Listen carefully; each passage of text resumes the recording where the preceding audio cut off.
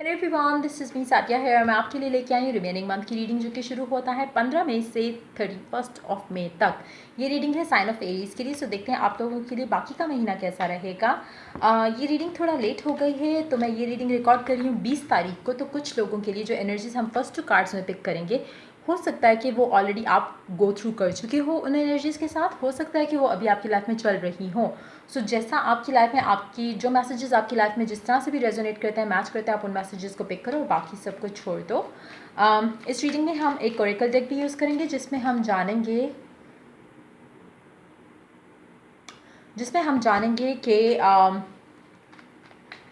आपकी love life में क्या होने वाला है। और चार्म्स इस टाइम पे मैं ऐड नहीं कर रही। तो देखते हैं कि एरीज के लिए बाकी का महीना कैसा रहने वाला है। ये कार्ड मैं इंक्लूड नहीं करूँगी, क्योंकि जब ये मेरी गोद में घेरा है तो इसको आई कुड नॉट सी। तो जो कार्ड्स मैं देख सकती हूँ मैं उनको इंक्लूड करती हूँ, जो नहीं देख पाती उनको हम इंक्लूड नहीं करते, क्योंकि उनका सिग्निफिकेंस नहीं रहता रीडिंग में इतना। सो आपका हफ्ता स्टार्ट हो रहा है 7 ऑफ सोर्ड्स से और किंग ऑफ वॉन्ड्स से। तो कहीं ना कहीं आप किसी चीज़ से दूर भाग के किसी चीज़ की तरफ जाना चाह रहे हो या जा रहे हो। किसी चीज़ से दूर भागना भी हो सकता है, लेकिन अगर आप किसी चीज़ से दूर भाग रहे हो या जा रहे हो तो आप वापस आओगे। ये मतलब एक ऐसी सिचुएशन होती है जिसकी तरफ आप भागते हो तेज़ी से और वापस यू टर्न लेते हो। तो जो भी चीज़ है जिससे आप दूर भाग रहे हो, आप वापस उस चीज़ के पास आओगे। चाहे वो रिलेशनशिप है, तो आप अगर एक रिलेशनशिप से भाग रहे हो तो आप वापस उस रिलेशनशिप के पास आओगे। जो भी इंसान है आपकी लाइफ में जिनसे आप दूर भागना चाह रहे हो, अभी कुछ टाइम बाद, कुछ टाइम मीन्स कि 1 हफ्ता भी हो सकता है, 2 हफ्ते भी हो सकते हैं, 1 महीना भी हो सकता है, इससे ज़्यादा नहीं। या अगर ज़्यादा से ज़्यादा भी लगाएं तो आई थिंक 2-3 महीने से ज़्यादा आप इस चीज़ से या इस इंसान से या इस जो भी चीज़ है जिससे आप दूर भाग रहे हो, आप उससे दूर नहीं रहोगे। सो कहीं ना कहीं आप जब ये टाइम स्टार्ट कर रहे हो, या तो 15 से ऐसा आप ऑलरेडी कर रहे हो जिससे आप दूर भाग रहे हो, या अभी ये 20 को मैं रिकॉर्ड करी। हो सकता है आप आज से आप किसी चीज़ से फील कर रहे हो कि मुझे भागना है इससे। हो सकता है कि 15 को आप भागे हो और अब आप वापस उसके पास जाना चाह रहे हो। तो कहीं ना कहीं अगर आपकी किसी से फाइट हुई है लास्ट 5 दिनों के अंदर, तो आप उसको मिस करना शुरू कर चुके हो ऑलरेडी। या आगे आने वाले दिनों में अगर आपकी अभी फाइट हुई है और अभी आप उनसे दूर जाना चाह रहे हो, तो आप आगे के 5 दिनों में आप वापस उनके पास आना चाहोगे। क्योंकि जो आपका कनेक्शन है इस इंसान के साथ, जिस चीज़ से भी आप भाग रहे हो, अगर एक रिस्पॉन्सिबिलिटी है या अगर एक पैशन है आपका किसी चीज़ के लिए, जो शायद आपने स्टार्ट किया, परसू किया, लेकिन आपको लगा कि नहीं, ये तो मुझे शायद नहीं चाहिए, लेकिन अभी एक क्विक डिसीजन आपने लिया है अराउंड इट, जो कि आपको रियलाइज़ होगा कि नहीं, मुझे तो यही चाहिए। So it's like that kind of a thing, जहाँ पे आप एक बहुत ही रश करते हुए एक डिसीजन लेते हो एंड देन आप रियलाइज़ करते हो ये तो मैंने गलत डिसीजन ले लिया।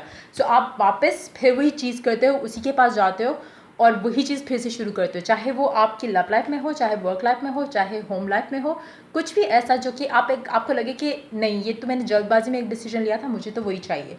So it's gonna be that kind of a thing. अगर रिलेशनशिप आपने एंड किया है तो आप उस रिलेशनशिप में वापस आ रहे हो। अगर आपने रिलेशनशिप शुरू किया है तो आप इसको जल्द ख़त्म कर दोगे। लेकिन मुझे मेजोरिटी के लिए लग रहा है कि एक तरह से आप किसी चीज़ में आए और आप उससे भागे, लेकिन ये ख़त्म नहीं हो रहा, ये चलता रहेगा। ऑन एंड ऑफ की सिचुएशन है यहाँ पे काफ़ी हद तक। देखते हैं और कार्ड्स क्या। आप किसी चीज़ कोई पर्सन है या फिर कोई रिलेशनशिप है जिससे आप दूर भागे। आपको लगा कि शायद आप ज़्यादा अटैच हो जाओगे या आपको ज़्यादा प्यार हो जाएगा। हो सकता है उनको लगा कि आप ऐसे, मतलब ये एनर्जीज रिवर्स भी हो सकती हैं। अगर आपको लगता है कि आप किसी से बातचीत कर रहे थे और सडनली उनका एटीट्यूड आपके साथ चेंज हुआ, तो घबराना नहीं है, क्योंकि आप दोनों के बीच में वापस रिकन्सिलिएशन होगी। कहीं ना कहीं एक खौफ, डर था, जिसकी वजह से चीज़ें सडनली मूव हुई और रुक गई। तो अगर वो रुकी हैं तो घबराना नहीं है, वो आगे मूव हो जाएंगी। अगर वो मूव हो रही हैं आगे, तो आपको प्रिपेयर रहना है कि ख़त्म होने वाली हैं। तो कहीं ना कहीं ऑन एंड ऑफ की सिचुएशन रहेगी आपके लिए बाकी महीने में, लेकिन बहुत क्विक चेंजेस होंगे। जैसे मतलब अभी आज 20 तारीख है, 20 से लेकर 31 तक की ये रीडिंग है, तो ऑलरेडी मुझे लग रहा है कि इस तरह से हो चुका है कि एक दफ़ा होके ख़त्म हुआ, तो आगे भी ये इसी तरह से रहेगा, चीज़ें ऑन एंड ऑफ रहेंगी। और कब तक रहेंगी? जब तक एक सेंसिबल वे में इस चीज़ को डील नहीं किया जाएगा। एक इंसान आप दोनों में से जो भी इस कनेक्शन में है, कहीं ना कहीं इमेच्योर है, जो कि इस चीज़ को कैसे डील करना उसको समझ नहीं आ रहा, चाहे वो आप हो, चाहे वो आपका पर्सन है।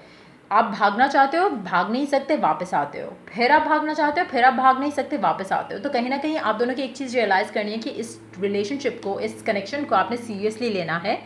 ऐसा नहीं है कि आप एक दूसरे से दूर रह सकते हो, ऐसा नहीं है कि आप ख़त्म कर सकते हो कनेक्शन, क्योंकि एक एक पुल है जो आप दोनों के दरमियान है, जो आप दोनों को एक दूसरे के पास वापस खींचता है। तो आपको इस चीज़ को सीरियस लेना पड़ेगा। अगर आप दूर भागते रहोगे, वापस आते रहोगे, भागते रहोगे, वापस आते रहोगे, तो ये कभी ख़त्म नहीं होगा। It's a never ending kind of a situation. तो एंडिंग इसकी तभी होगी जब आप एक नया स्टार्ट करोगे इस कनेक्शन में, इस इंसान के साथ। जितना चाहे आप दूर भागने की कोशिश करो, आपके लिए आपके दिल में इस इंसान के लिए प्यार है, इसके दिल में आपके लिए प्यार है, लेकिन आप दोनों में से कोई एक शख्स है जो कि इससे दूर भागता है।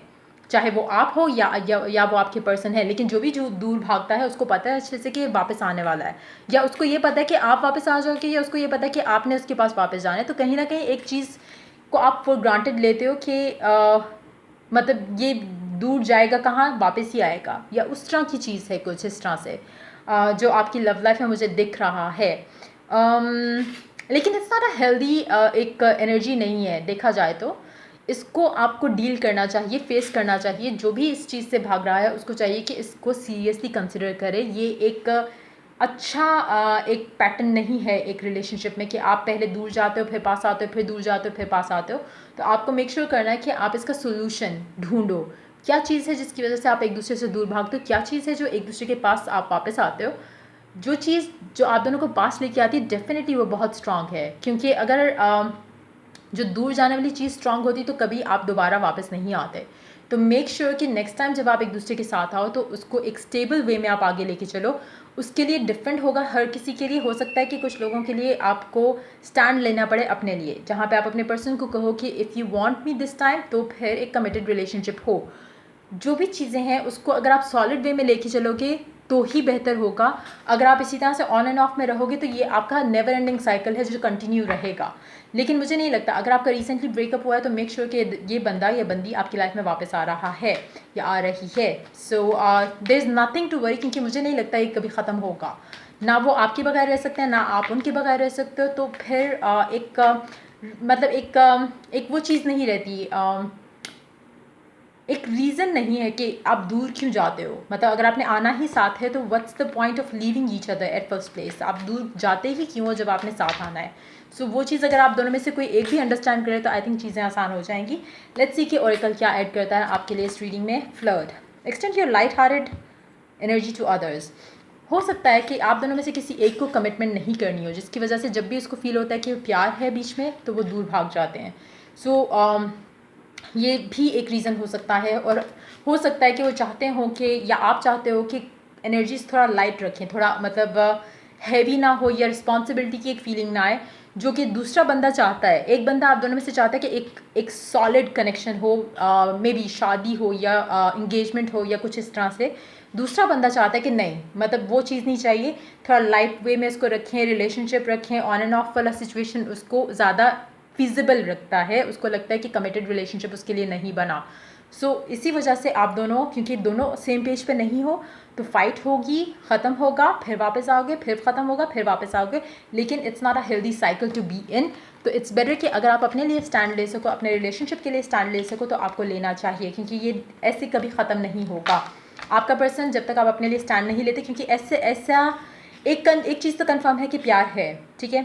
अगर आप स्टैंड लोगे तो वो मान जाएंगे। लेकिन अगर आप खुद थोड़ा वीक हो जाते हो सोच के कि कहीं ख़त्म ना हो जाए, ख़त्म नहीं होगा। मतलब जो मेजॉरिटी के लिए मुझे नहीं लगता कि ख़त्म होगा। आपका पर्सन आपसे प्यार करता है, जस्ट दैट कि वो एक टैग नहीं चाहते अपनी लाइफ में आपके साथ कनेक्टेड होने का। इसलिए वो उस चीज़ को लाइट लेते हैं। लेकिन उनको पता है कि आप भी कहीं नहीं जा रहे, वो भी कहीं नहीं जा रहे, तो इसलिए वो एक चीज़ को फॉर ग्रांटेड लेते हैं। तो अगर आप स्टैंड लोगे खुद के लिए, इस कनेक्शन के लिए, तो वो आपकी बात मानेंगे। ये थी आपकी रीडिंग बाकी महीने के लिए। अगर आपको पसंद आई हो, अगर आपके साथ मैसेज रेजोनेट किया हो, तो लाइक, शेयर और सब्सक्राइब ज़रूर करें। अगर आपको पर्सनल रीडिंग चाहिए तो आप मेरे ईमेल आईडी पे रीच आउट कर सकते हो। अगर आप ऐसी किसी सिचुएशन में स्टक हो जहाँ पे आपके पर्सन आपको फॉर ग्रांटेड लेते हैं, तो आप मैनिफेस्टेशन टेक्निक्स यूज़ कर सकते हो। अगर आपको उसके लिए कोई गाइडेंस चाहिए, अगैन मेरी सारी सर्विसेज जो मैं ऑफर करती हूँ वो पेड है। अगर आप रेडी हो पे करने के लिए सिर्फ तब मुझे रीच आउट करो, वरना डेफिनेटली आप ऑनलाइन गूगल कर सकते हो, मैनिफेस्टेशन टेक्निक्स यूज़ कर सकते हो, ताकि चीज़ें आपकी लाइफ में, आपकी लव लाइफ में ईजी हो, और ये जो ऑन एंड ऑफ का जो साइकिल आपने चलाया हुआ है इस इंसान के साथ वो ख़त्म हो, और आप एक स्टेबल हेल्दी रिलेशनशिप बना सको। सो ये थी आपकी reading. Till I do the next reading for you guys, take care, bye bye.